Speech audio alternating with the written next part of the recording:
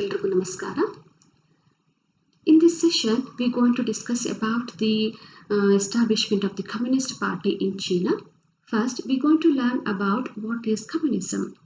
Communism derives from the Latin word called communis, which means common or universal.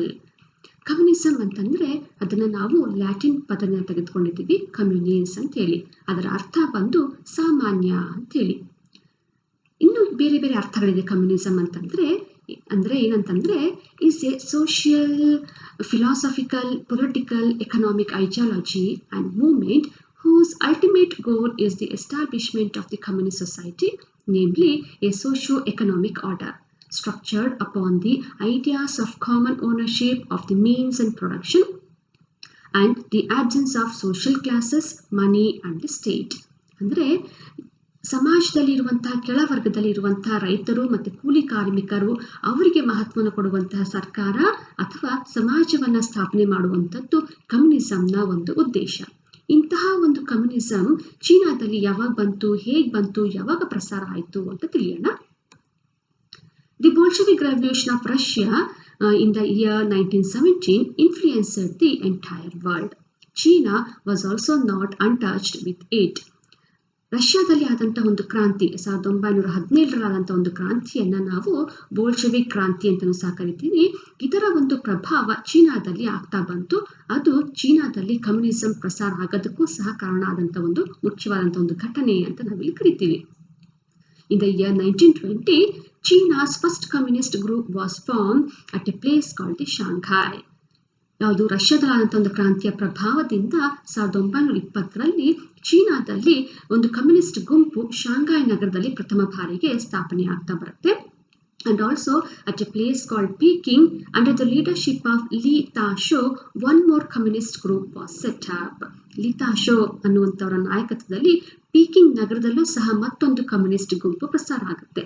But not only in China, other part of the world also, the China's communist group was established, especially in France, Japan and Russia. The students of China, those who are studying in France, Japan and Russia, they taken the measure for the establishment of the Chinese Socialist Young League. China ಅಷ್ಟೇ ಅಲ್ಲದೆ ಚೀನಾದಿಂದ ಹೊರ ರಾಷ್ಟ್ರಗಳಲ್ಲೂ ಸಹ ಅಂದರೆ France ಮತ್ತು Japan, ರಷ್ಯಾದಲ್ಲಿ ಓದ್ತಿದ್ದಂಥ ಚೀನಿ ವಿದ್ಯಾರ್ಥಿಗಳು ಸಹ ಆ ದೇಶಗಳಲ್ಲಿ ಚೈನೀಸ್ ಸೋಷಲಿಸ್ಟ್ ಯಂಗ್ ಲೀಗ್ ಅನ್ನು ಸಹ ಸ್ಥಾಪನೆ ಮಾಡ್ತಾರೆ. ಯೂತ್ ಲೀಗ್, ಅಲ್ಲಿದ್ದಂಥ ವಿದ್ಯಾರ್ಥಿಗಳನ್ನ ಒಂದುಗೂಡಿಸ್ಕೊಂಡು ಅವ್ರದ್ದೇ ಆದಂಥ ಒಂದು ಕಮ್ಯುನಿಸ್ಟ್ ಗುಂಪನ್ನು ಅವರು ಸ್ಥಾಪನೆಯನ್ನು ಮಾಡ್ಕೊಳ್ತಾರೆ. ಆದರೆ ಎಲ್ಲರಿಗಿಂತ ಈ ಒಂದು ಕಮ್ಯುನಿಸಂ ಚೀನಾದಾದ್ಯಂತ ಹೆಚ್ಚು ಪ್ರಸಾರ ಆಗೋದಕ್ಕೆ ಕಾರಣಕರ್ತ ಆದಂಥ ವ್ಯಕ್ತಿ ಅಂತಂದರೆ Mao Tsetung. In Hunan, Mao Tsetung set up the Chinese socialist young league. ಹುನಾನ್ನಲ್ಲಿ ಮಾವೋ ತ್ಸೆತುಂಗರು ಅಲ್ಲಿದ್ದಂತಹ ಎಲ್ಲ ಯುವಕರನ್ನ ಸೇರಿಸ್ಕೊಂಡು ಚೈನೀಸ್ ಸೋಷಲಿಸ್ಟ್ ಯಂಗ್ ಲೀಗ್ ಅನ್ನು ಅವರು ಪ್ರಾರಂಭ ಮಾಡ್ತಾರೆ. Because of the contribution of all these, finally in the year 1921, 1st July, the Communist Party of China was formed at a place called the Shanghai. ಇವರೆಲ್ಲರ ಒಂದು ಕೊಡುಗೆಯಿಂದ ಅಂತಿಮವಾಗಿ 1921ರಲ್ಲಿ ಚೀನಾದಲ್ಲಿ ಒಂದು ಕಮ್ಯುನಿಸ್ಟ್ ಪಕ್ಷನ ಶಾಂಘೈ ನಗರದಲ್ಲಿ ಅವರು ಸ್ಥಾಪನೆಯನ್ನು ಮಾಡ್ಕೊಳ್ತಾರೆ. Since its foundation in 1921, CPC traveled a glorious path of struggle for the liberation of China and the happiness of the people. ಸ್ಥಾಪನೆಯಾದಂತಹ ಈ ಒಂದು ಕಮ್ಯುನಿಸ್ಟ್ ಪಕ್ಷ ಚೀನಾದಲ್ಲಿ ಸಾಕಷ್ಟು ಹೋರಾಟಗಳನ್ನ ಮಾಡುತ್ತೆ. ಆ ಹೋರಾಟದ ಉದ್ದೇಶ ಚೀನಾದಲ್ಲಿ ಚೀನಿ ಪ್ರಜೆಗಳಿಗೆ ಒಂದು ಸ್ವತಂತ್ರ ಮತ್ತು ಶಾಂತಿ, ನೆಮ್ಮದಿನ ತರಬೇಕು ಅಂತೇಳಿ ಅವರು ಹೋರಾಟವನ್ನು ಮಾಡ್ತಾರೆ. ಅವರು ಮಾಡಿದಂಥ ಎಲ್ಲ ಹೋರಾಟಗಳಿಗೆ ಪ್ರೇರಣೆಯಾಗಿ ಅವರು they followed the Marxist theory. Karl ಮಾರ್ಕ್ಸರು he wrote most two important theories, the Das Capital and as well as the Communist Manifesto. ಆ ಎರಡು ಕೃತಿಗಳಲ್ಲಿ ಅವರು ಸಮಾಜವಾದಿ ಅಂತಂದ್ರೆ ಏನು ಅಂತ ಹೇಳ್ಬಿಟ್ಟಂತೆ ಪ್ರೇರಣೆ ಕೊಟ್ಟಿದ್ದಾರೆ. So, this theory of the Marxists played a very dominant role in spreading of the communism in the entire part of China. The Shanghai Communist Group formulated the manifesto of the Communist Party of China. ಶಾಂಘೈಯಲ್ಲಿ ಸ್ಥಾಪನೆಯಾಗಿದ್ದಂತಹ ಒಂದು communist ಗುಂಪು communist ಪಕ್ಷಕ್ಕೆ ಬೇಕಾದಂತಹ ಒಂದು ಮ್ಯಾನಿಫೆಸ್ಟೋನ ತಯಾರನ್ನು ಮಾಡ್ತಾರೆ. Manifesto means ಪ್ರಣಾಳಿಕೆ. ಪಕ್ಷದ ಒಂದು ಪ್ರಣಾಳಿಕೆಯನ್ನ ಅವರು ರಚನೆಯನ್ನ ಮಾಡ್ಕೊಳ್ತಾರೆ. And also they launch the monthly magazine called has the communist party. Communist ಪಕ್ಷ ಅಂತಾನೆ ಒಂದು ನಿಯತಕಾಲಿಕೆಯನ್ನ ಮ್ಯಾಗಝಿನ್ ಸಹ ಅವರು ಹೊರಗೆ ತರ್ತಾರೆ.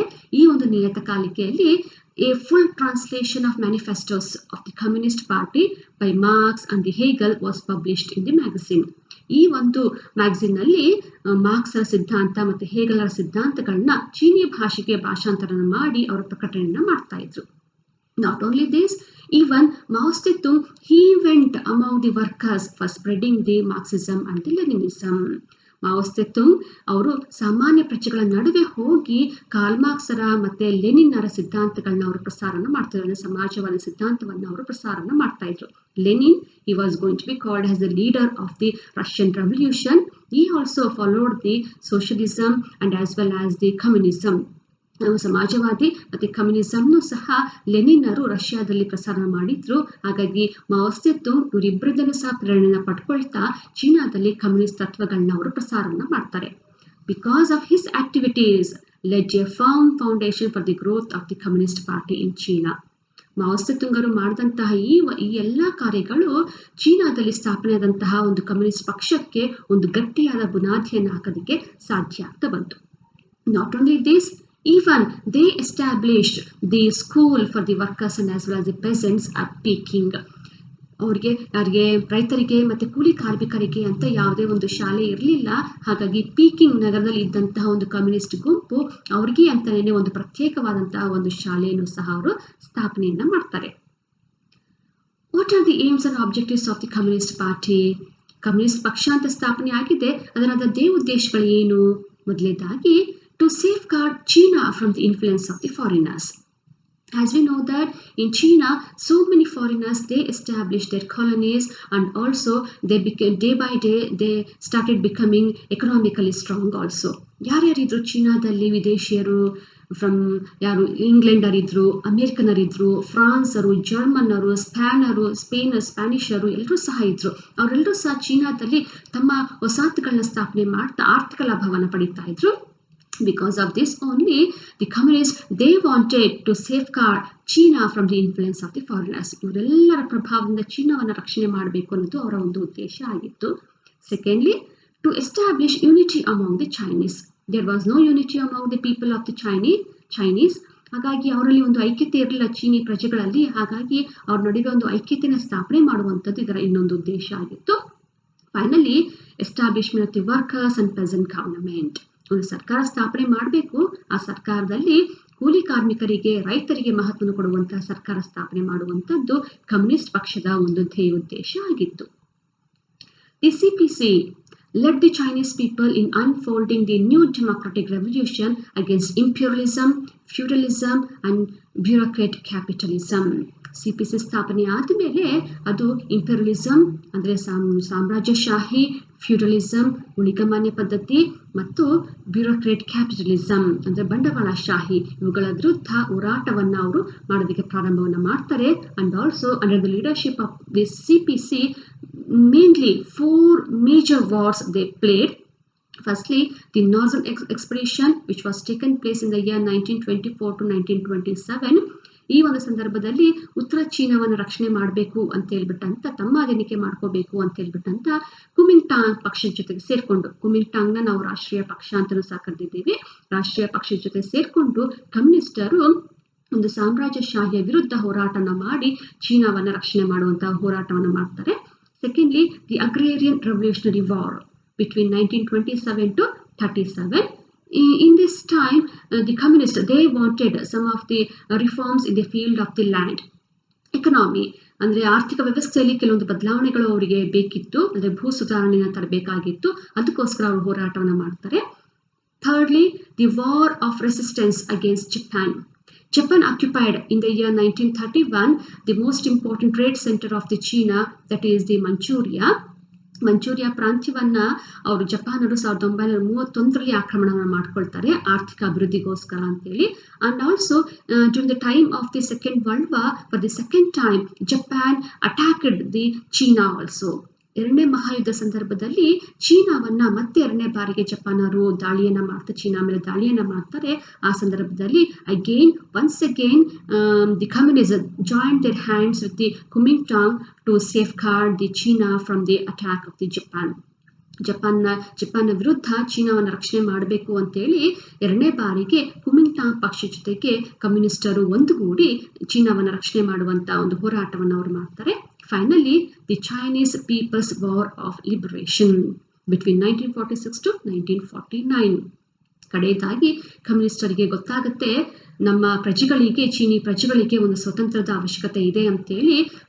ಹಾಗಾಗಿನೇ even they waged a war against the Kuomintang government to establish the communist Party of China. ತಮ್ಮದೇ ಆದಂಥ ಒಂದು ಸರ್ಕಾರ ಸ್ಥಾಪನೆ ಮಾಡೋದಕ್ಕೆ ಅಂತಾನೆ ಕುಮಿಂಟಾನ್ ಪಕ್ಷದ ವಿರುದ್ಧನೂ ಸಹ ಹೋರಾಟವನ್ನ ಅವರು ಮಾಡ್ತಾ ಹೋಗ್ತಾರೆ. With long-term armed struggles and close cooperation of various aspects and various forms of struggles, the CPC finally achieved the victory in 1949. ಇಷ್ಟೆಲ್ಲ ಹೋರಾಟ ಮಾಡಿ 1921ರಲ್ಲಿ ಸ್ಥಾಪನೆಯಾದಂತಹ ಒಂದು ಕಮ್ಯುನಿಸ್ಟ್ ಪಕ್ಷ 1949ರ ತನಕನೂ ಸಹ ಸಾಕಷ್ಟು ಹೋರಾಟಗಳನ್ನ ಮಾಡಿ ಕಡೆಯದಾಗಿ ಜಯವನ್ನು ಗಳಿಸ್ತಾರೆ. And also they establish the People's Republic of China. ಜಯವನ್ನು ಗಳಿಸಿದ ಮೇಲೆ ಜನತಾ ಗಣರಾಜ್ಯವನ್ನ ಚೀನಾದಲ್ಲಿ ಸ್ಥಾಪನೆಯನ್ನ ಮಾಡ್ತಾರೆ. The nature of the republic will be a people's democratic dictatorship led by the working class and the communist Party. ಅದರ ಸ್ವರೂಪ ಹೇಗಿತ್ತು ಜನತಾ ಗಣರಾಜ್ಯದ್ದು ಅಂತಂದ್ರೆ ಒಂದು ಪ್ರಜಾಪ್ರಭುತ್ವ ಇದೆ, ಸರ್ವಾಧಿಕಾರಿಯ ಒಂದು ಪ್ರಜಾಪ್ರಭುತ್ವ. ಅದರೊಳಗೆ ಕೂಲಿ ಕಾರ್ಮಿಕರಿಗೆ, ರೈತರಿಗೆ ಮಹತ್ವವನ್ನು ಕೊಡುವಂತಹ ಒಂದು ಸರ್ಕಾರವನ್ನು ಅವರು ಸ್ಥಾಪನೆಯನ್ನ ಮಾಡ್ತಾರೆ. After the People's Republic of China was established in the year 1949, the CPC became the ruling party.